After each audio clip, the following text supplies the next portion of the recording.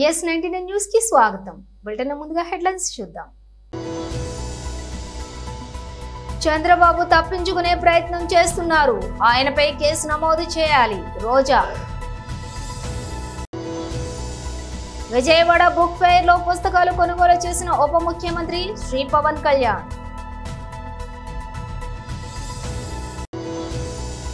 ఢిల్లీలోని బీజేపీ హెచ్క్యూలో బీజేపీ జాతీయ అధికార ప్రతినిధి doctor Sudhanshu Trivedi media briefing. Minor బాలిక మిస్సింగ్ కేసు ఛేదించిన పోలీసులు.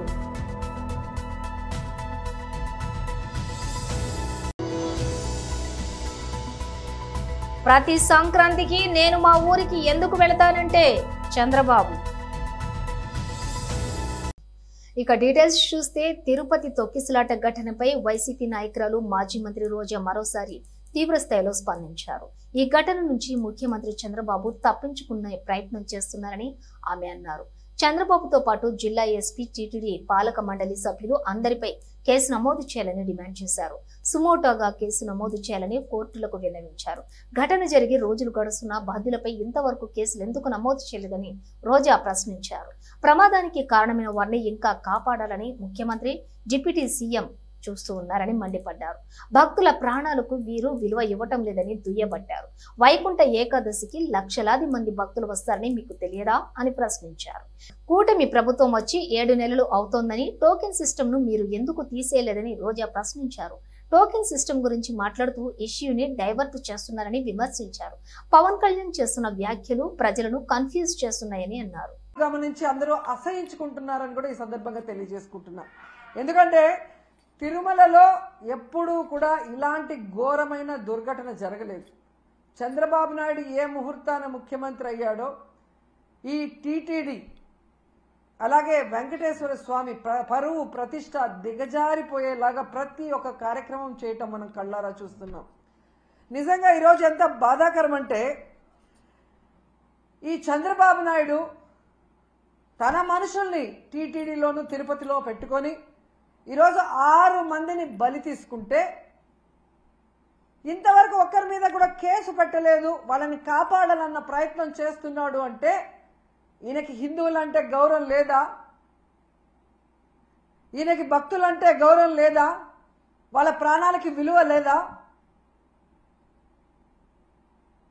ఎంత సిగ్గుచేటో ఒకసారి మీరు ఆలోచించండి. ఈరోజు చంద్రబాబు నాయుడు తనకి రోజు భజన చేసే నాయుడు గారినేమో టీటీడీ చైర్మన్ చేసుకున్నాడు. తన గత ఓఎస్డి వెంకయ్య చౌదరినేమో అడిషనల్ ఈఓగా పెట్టాడు. మళ్ళీ జేఈఓగా కూడా పోస్ట్ ఇచ్చాడు. జేఈఓ అనేది ఒక సీనియరు అనుభవం ఉన్న వ్యక్తికి ఇవ్వాల్సిన పోస్టుని ఏ అనుభవం లేనివాడు, భక్తి లేనివాడు, భక్తుల మీద ప్రేమ అభిమానం లేనివాడికి ఇచ్చాడు అంటే దానికి కారణం వెంకయ్య చౌదరి అవటమేనా అని నేను అడుగుతున్నా. ఇక ఎస్పీగా సుబ్బారాయుడు గారు తన దగ్గర సెక్యూరిటీ ఆఫీసర్గా పనిచేసిన వాడిని తిరుపతి తీసుకొచ్చి ఎస్పీగా పెట్టాడు.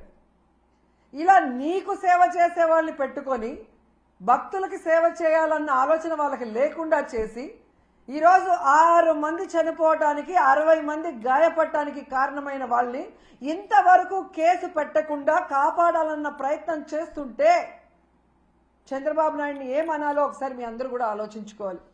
ఎందుకంటే దీంట్లో వీళ్ళందరితో పాటు మొదటి ముద్దాయిగా చంద్రబాబు నాయుడు గారిని పెట్టాలి. ఎందుకంటే ఒక పక్క మోడీ గారి మీటింగ్ జరుగుతుంది, దానికి ఉన్న పోలీసులంతా అటుపోయారు.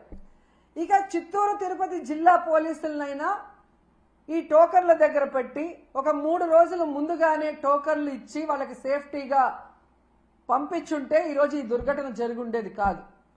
కానీ 9వ తేదీ టోకన్లు ఇస్తామని చెప్పి అది 8వ తేదీ సాయంత్రానికే ప్రీపోన్ చేసి 6, 7, 8 చంద్రబాబు నాయుడు కుప్పంలో కూర్చొని ప్రోగ్రాం చేసుకుంటూ పోలీసుల్ని, అధికారుల్ని తన చుట్టూ తిప్పుకొని వాళ్ళని పని చేయకుండా చేసి 6 మందిని చంపేసి ఇప్పుడు అధికారుల తప్పిదమంటే ఇది తప్పించుకోవడం కాదా? ఇది ముమ్మాటికి చంద్రబాబు నాయుడు ఆయన ప్రభుత్వం చేసిన హత్యే. విజయవాడ బుక్ ఫెయిర్ లోని పుస్తకాలు కొనుగోలు చేసిన ఉప ముఖ్యమంత్రి శ్రీ పవన్ కళ్యాణ్.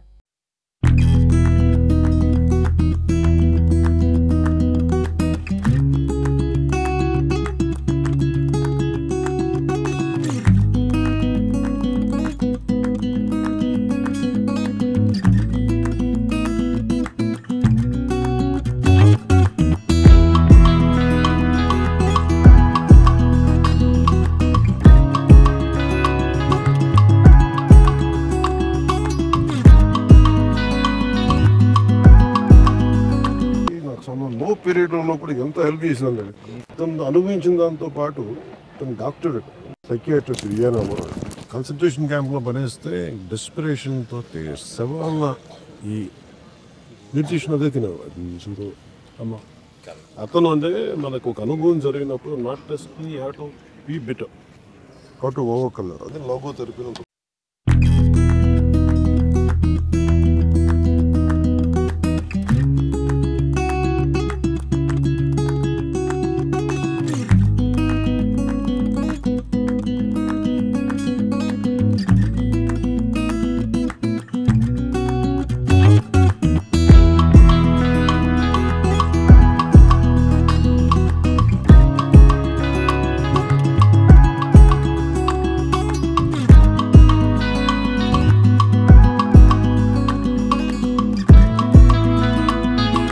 ఢిల్లీలోని బీజేపీ హెచ్క్యూలో బీజేపీ జాతీయ అధికార ప్రతినిధి doctor Sudhanshu Trivedi media briefing.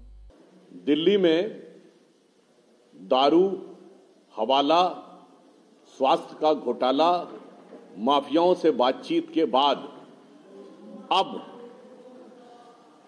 आम आदमी पार्टी की एक नई और खतरनाक फितरत उभर कर सामने आ रही है, जब फर्जी वोटों की जांच के संदर्भ में यह तथ्य प्रकाश में आया है कि बांग्लादेशी घुसपैठियों को फर्जी आधार कार्ड बनाकर मतदाता बनाने का जो अभियान और षड्यंत्र चल रहा था, उसमें आम आदमी पार्टी के 2 विधायकों के हस्ताक्षर और मुहर के फॉर्म उपलब्ध हुए हैं, जिसमें आम आदमी पार्टी के एक विधायक मोहिंदर गोयल जी और दूसरे विधायक जय भगवान जी के फॉर्म और हस्ताक्षर प्राप्त हुए हैं। अब इससे यह बात साफ हो जाती है कि ये किस कारण से हाहाकार मचा रहे थे। अब इनके दिल में कौन सा चोर बैठा हुआ था वो साफ हो गया है कि देश विरोधी शक्तियां, जिन्होंने इससे पहले कई जगहों पर आतंकवाद से जुड़ी घटनाओं में भी बांग्लादेशी घुसपैठियों की संलिप्तता रही है। पिछले वर्षों में आपको याद हो 2012 के आजाद मैदान की मुंबई की घटना से लेकर जयपुर के ब्लास्ट तक, आज आम आदमी पार्टी उनके साथ जो कुछ करती हुई दिखाई पड़ रही है, उससे इनका चरित्र साफ हो गया है। अब इससे यह भी पता लगता है कि कुछ दिन पहले इंडी गठबंधन के नेता जो ये बोलते थे कि इस देश में बांग्लादेश जैसे हालात बनाएंगे, तो क्या वो इन घुसपैठियों से मुलाकात के बाद बोल रहे थे? अब यह बात बिल्कुल स्पष्ट है कि सत्ता के लिए विदेश से धन, समर्थन और संसाधन की बातें तो सुनते थे, पर अब तो लग रहा है कि मतदाता भी छल और षड्यंत्र के द्वारा एक मैकेनिज्म बनाकर करने का प्रयास हो रहा है। इसलिए मैं स्वघोषित कट्टर ईमानदार केजरीवाल जी से ये पूछना चाहूंगा कि ये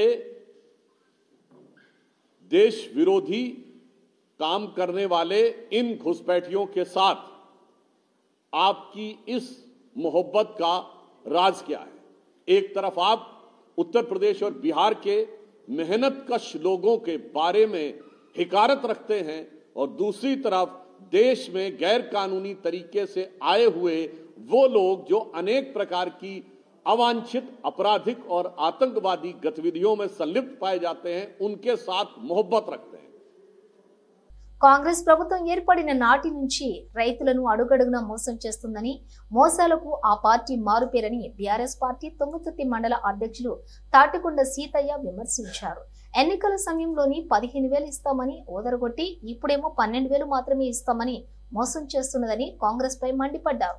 రైతు భరోసాపై కాంగ్రెస్ పార్టీ చేస్తున్న మోసాన్ని ఎండగడుతూ BRS party working president KTR ఇచ్చిన పిలుపు మేరకు శనివారం నియోజకవర్గం కేంద్రంలోని తెలంగాణ తల్లి చౌరస్తా వద్ద రైతులతో కలిసి బీఆర్ఎస్ పార్టీ నేతలు ప్లకార్డులు చేతబట్టి ప్రభుత్వానికి వ్యతిరేకంగా నినాదాలు చేస్తూ ఆందోళన చేపట్టారు. ఈ సందర్భంగా సీతయ్య మాట్లాడుతూ కల్లబుల్లి మాటలు చెప్పి అధికారంలోకి వచ్చిన కాంగ్రెస్ పార్టీ ఏడాది గడిచినా రైతు భరోసా ఊసెత్తలేదని, స్థానిక సంస్థలు ఎన్నికలు వస్తున్నాయని రైతు భరోసా రాగమెత్తుకున్నదని విమర్శించారు. రైతులకు ప్రతి ఎకరాకు ప్రతి సంవత్సరానికి 15,000 రూపాయల రైతు భరోసా ఇస్తానని చెప్పి తీరా కేబినెట్ సమావేశంలో 12 వారు మాత్రమే ఇస్తామని తీర్మానం చేసినారు.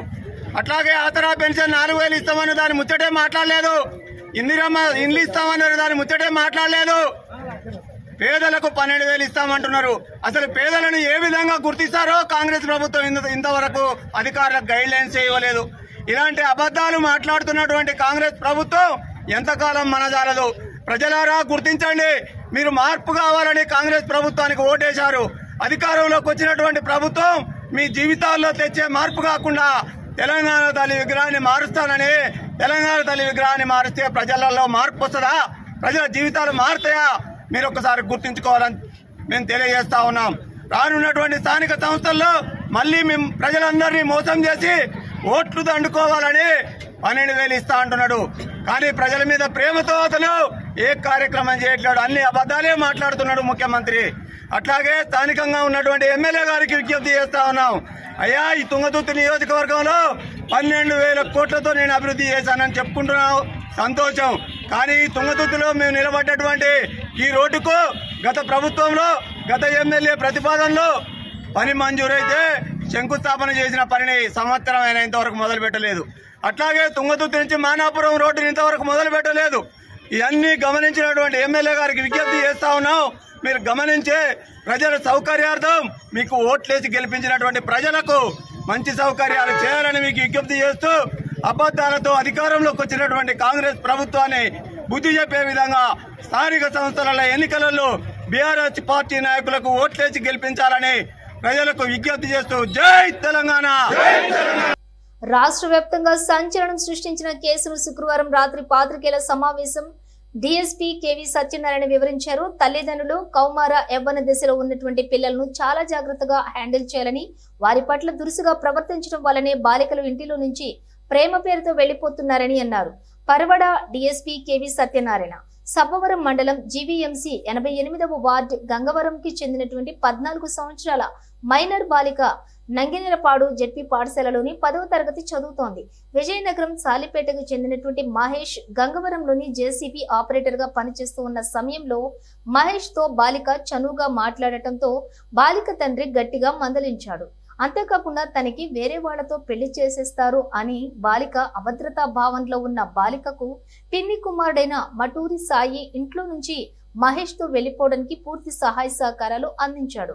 అంతేకాకుండా బాలికని ఇంటి తాళాలు అడిగి పెద్ద మొత్తంలో బంగారాన్ని కూడా తానే దొంగిలించి బాలికపై నెట్టేశాడు. అక్టోబర్ 20న మిస్సింగ్ కేసు నమోదు చేసి శుక్రవారం రాత్రి నిందితుడు మహేష్ ని పట్టుకుని పోక్సో కేసుతో అరెస్ట్ చేశారు. బాలికను వైద్య పరీక్షల నిమిత్తం ఎన్టీఆర్ వైద్యశాలకి పంపించారు. కేసును ఛేదించిన సబ్బవరం పోలీసుని అభినందించి రివార్డుకి సిఫార్సు చేస్తామని చెప్పారు. మీ అందరికీ తెలుసు, అక్టోబర్ నెల 20వ తారీఖుని మనకి ఒక మైనర్ బాలిక 19వ తారీఖు వాళ్ళ ఇంటి దగ్గర నుంచి వెళ్ళిపోయిందని చెప్పి సబ్బవరం పోలీస్ స్టేషన్లో రిపోర్ట్ ఇచ్చారు. ఆ అమ్మాయి వయసు సుమారు 14 సంవత్సరాలు. అయితే అప్పటి నుంచి కూడా ఆ అమ్మాయి గురించి మనం చాలా గట్టి ప్రయత్నాలు చేసాం. ఆ అమ్మాయిని వెతకడం కోసం తిరిగిన ప్రదేశం అంటూ లేదు. టెక్నాలజీని అంతా కూడా ఉపయోగించుకున్నాము. తదుపరి ఈ అమ్మాయి యొక్క తల్లిదండ్రులు ఆనగూరులో చీఫ్ మినిస్టర్ గారు నారా చంద్రబాబు నాయుడు గారు పరవాడ వచ్చినప్పుడు గొంతుల పూడ్చివేత, రోడ్లు యొక్క గొంతుల పూడ్చివేతకి వచ్చినప్పుడు, మన కార్యక్రమానికి వచ్చినప్పుడు కూడా వీరు మిస్ అయినటువంటి అమ్మాయి తల్లిదండ్రులు ఆనరబుల్ సీఎం గారికి కూడా రిప్రజెంటేషన్ ఇవ్వడం జరిగింది. అప్పటి నుంచి కూడా సబ్బవరం పోలీసు మా పరవాడ సబ్ డివిజన్ నుంచి 4 బృందాలు అన్ని చోట్లకి కూడా మనం తిరగటం జరిగింది.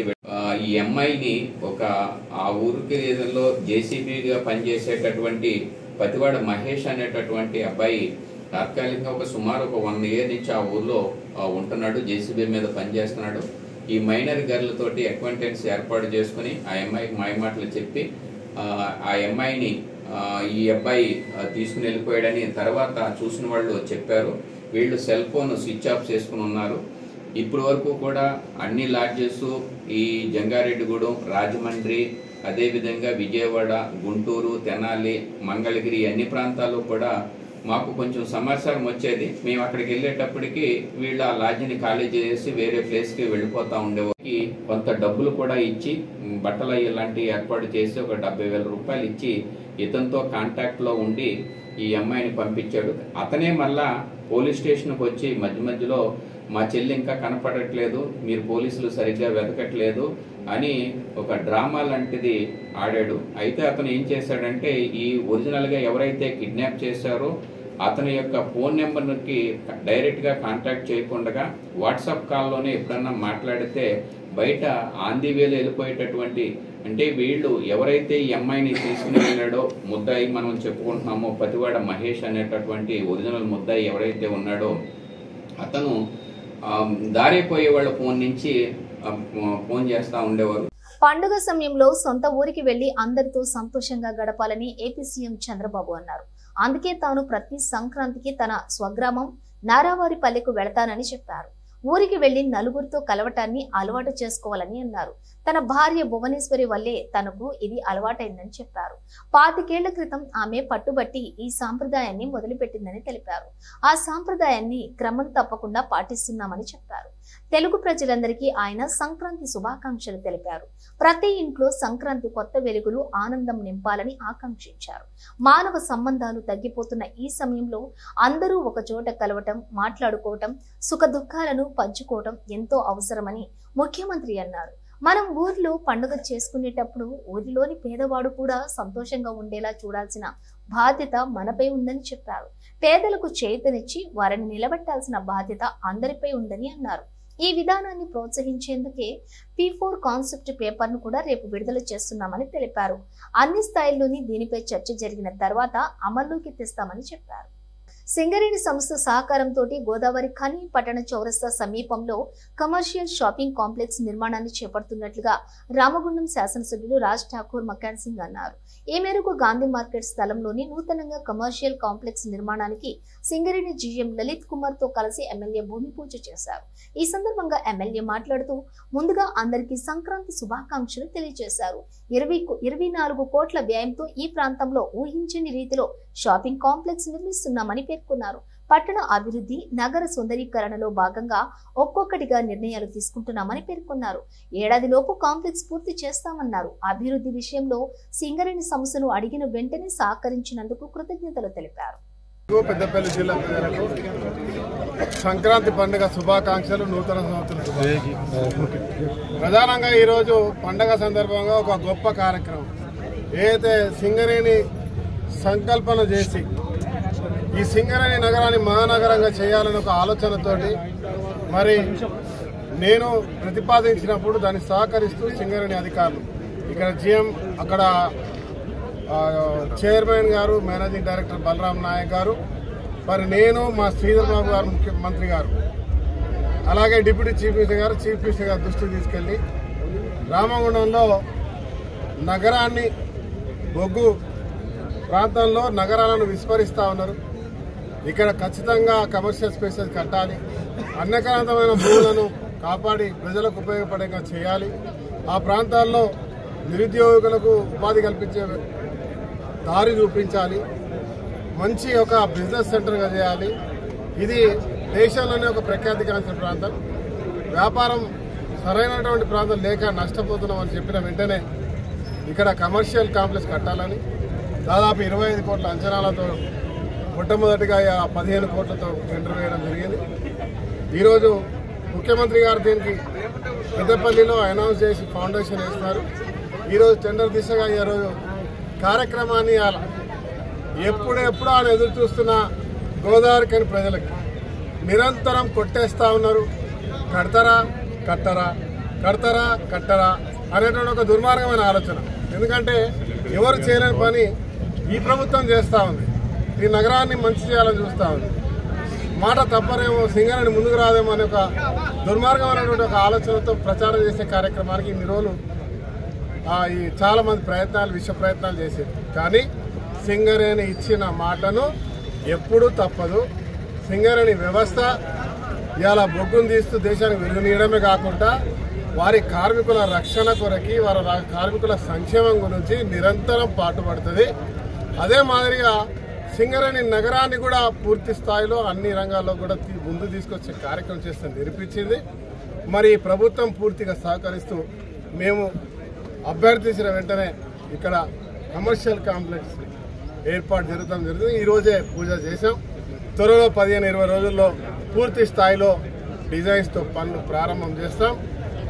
6 నెలల కాలంలో 6 నుంచి 1 ఇయర్ కాలంలో కొత్త నగరాన్ని సింగరేణి మన అందరికీ బహుమానంగా ఈ ప్రభుత్వం, రేవంత్ రెడ్డి గారి ప్రభుత్వం, బట్టి విక్రమార్క గారు, శ్రీధర్ బాబు గారు మీరందరూ కూడా ఇష్టపడి 1,00,000 ఓట్లేసి నాకు అవకాశం కల్పించినందుకు మీ యొక్క శాసనసభ్యులు, మీ బంధువు చేస్తున్నటువంటి ఒక మార్పుకు ప్రతి ఒక్కరు సహకరించాలి.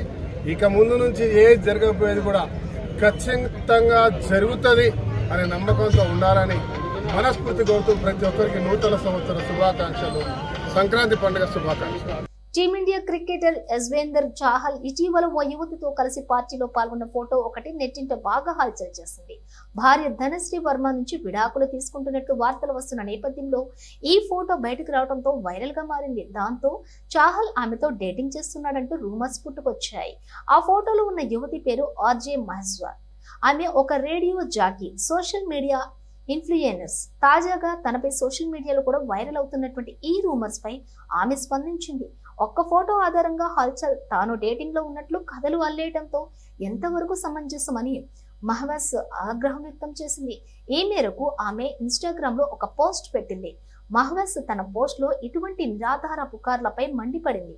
ఒక అబ్బాయి అమ్మాయి కలిసి కనిపిస్తే డేటింగ్ ఊహాగానాలకు ఎందుకు దారితీస్తుందని ఆమె ప్రశ్నించింది. 2-3 రోజులుగా తాను ఓపికగా ఉన్నానని, అనవసరంగా తనను బ్లేమ్ చేస్తే ఊరుకునేది లేదని తెలిపింది. కష్ట సమయంలోని ఇతరులను వారి స్నేహితులు, కుటుంబ సభ్యులతో శాంతియుతంగా గడపనివ్వాలని మహవాస్ కోరింది. ఇదిలా ఉంటే గత కొంతకాలంగా చాహల్ దంపతులు విడాకులు తీసుకోబోతున్నారంటూ నెట్టింట వార్తలు వైరల్ అవుతున్న విషయం తెలిసిందే. ఇద్దరు ఒకరినొకరు ఇన్స్టాల్లో అన్ఫాలో చేసుకోవటం, ఇటీవల భార్యతో ఉన్న ఫోటోలను చాహల్ తొలగించడం వంటి వాటితో ఈ పుకార్లకు మరింత ఆజ్యం పోసినట్లయింది. అయితే ఇంత చర్చ జరిగినప్పటికీ చాహల్ లేదా ధనశ్రీ వర్మ నుంచి వారి రిలేషన్షిప్ స్టేటస్ గురించి అధికార ప్రకటన రాకపోవటం గమనార్హం. బులెటిన్ ముగించే ముందు హెడ్లైన్స్ మరోసారి. చంద్రబాబు తప్పించుకునే ప్రయత్నం చేస్తున్నారు, ఆయనపై కేసు నమోదు చేయాలి. రోజా. విజయవాడ బుక్ ఫెయిర్ లో పుస్తకాలు కొనుగోలు చేసిన ఉప ముఖ్యమంత్రి శ్రీ పవన్ కళ్యాణ్.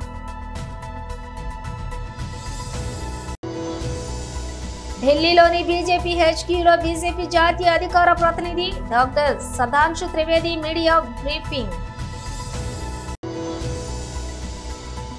మైనర్ బాలిక మిస్సింగ్ కేసు ఛేదించిన పోలీసులు.